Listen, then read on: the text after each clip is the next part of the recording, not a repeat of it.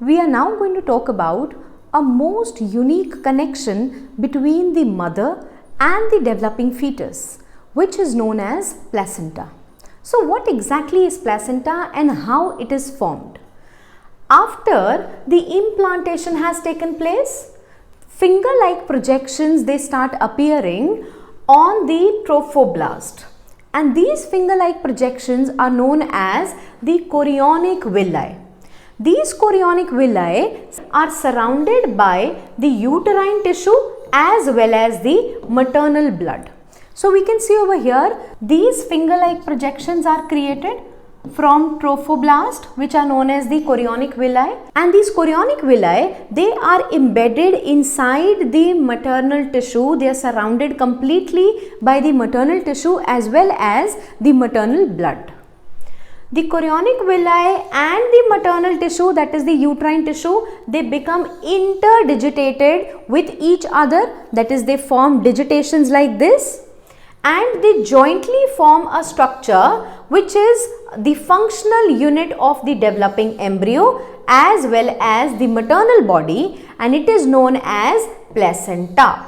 So we will say that in placenta, it is the uterine part also, that is the mother's part also, as well as the developing embryos part also, they interdigitate, and as a result the whole structure of the mother tissue as well as the developing embryos tissue is known as placenta. So this is the whole placenta which is created. We can see over here, and we can see how the digitations are made and how these interdigitations are surrounded by the maternal blood very nicely. Now what does placenta do? What is the function of placenta? The placenta, it facilitates the supply of oxygen as well as nutrients to the developing embryo, and also they remove carbon dioxide as well as the excretory waste materials which are produced by the embryo. So the embryo will get the nutrients, the nourishment, everything from the maternal blood, right, which is diffused into the embryo, as well as the waste material, that is the excretory material, the gases like the carbon dioxide is also removed through the placenta. Then the placenta is connected to the embryo through the umbilical cord, which also helps into the transport to and from the embryo.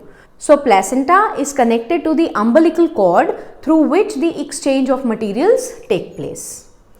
Apart from this, the placenta also acts as an endocrine tissue, that is, it also releases certain hormones. What hormones are released by them? The human chorionic gonadotrophin, known as HCG, then the human placental lactogen, that is known as HPL, then some amount of estrogens, progesterone and relaxin hormone is produced in the later stages of pregnancy. So all these hormones, they are important, they help, are essential for the supporting of the fetal growth, of the metabolic changes which are taking place in the mother, as well as in the maintenance of the pregnancy.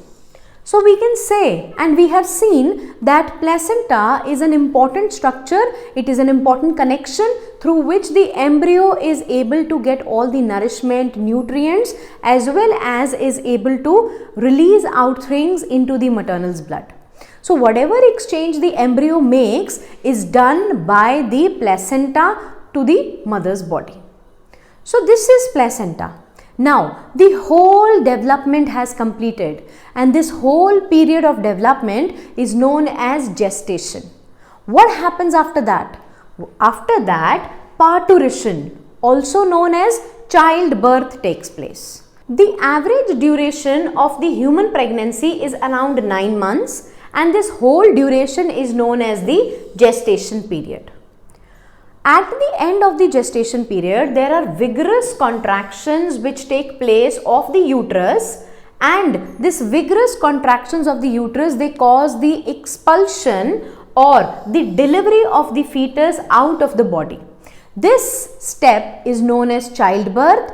This step is known as parturition. The process is parturition. So let's study about parturition in more detail now. Parturition, as we are going to see, it is a complex neuroendocrine mechanism. That means the neural as well as the endocrine system both are involved in this. Now, the signals of parturition, the very first signals of parturition, they are originated from the fully developed fetus as well as the placenta. These actually include mild uterine contractions, and this whole step is known as the fetal ejection reflex. So let's see about the fetal ejection reflex. What happens as soon as the baby starts moving deeper into the mother's body, into the mother's birth canal, as the baby comes deeper, this induces the pressoreceptors of the cervix to get excited. Now the pressoreceptors of the uterine area, that is of the end uterine area, that is of the cervix, they get excited. As a result of which, what will happen? Afferent impulses from there are sent to the hypothalamus. Now what will hypothalamus do? Hypothalamus sends the impulses to the posterior pituitary, and it is then going to induce the release of a hormone known as oxytocin there, which is stored in the posterior pituitary. Oxytocin, you should remember, is also known as the birth hormone. Why? Because the oxytocin released into the blood, it is going to target the mother's uterine muscles. As a result, the uterus is going to respond to this hormone and it is going to contract more vigorously. So this whole mechanism runs as a positive feedback mechanism. The positive feedback mechanism would continue this whole cycle, that is, the baby will go more deeper. As a result, it is going to stimulate the hypothalamus more amount of oxytocin will be released, and more amount of oxytocin will then cause the vigorous contractions of uterus. So this whole cycle will keep on continuing till the birth of the baby, that is the parturition, has taken place. So the parturition can be understood as 3 steps. So we have divided the complete process of childbirth into 3 steps. The very first is the dilation stage, the second is the expulsion stage, and the third is the placental stage. Let's see about these stages.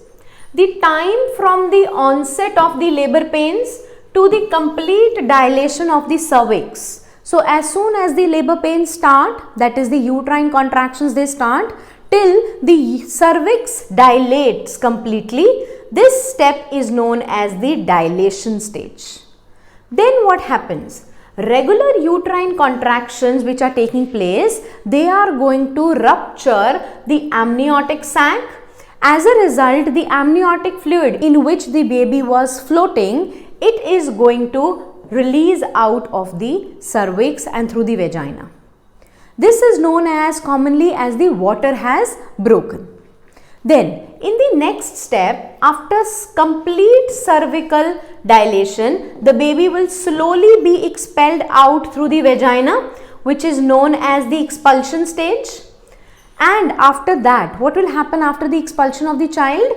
This is going to be followed by the expulsion of the placenta. So whatever left placenta is there here, it is also, and the umbilical cord also, it is released out of the mother's body.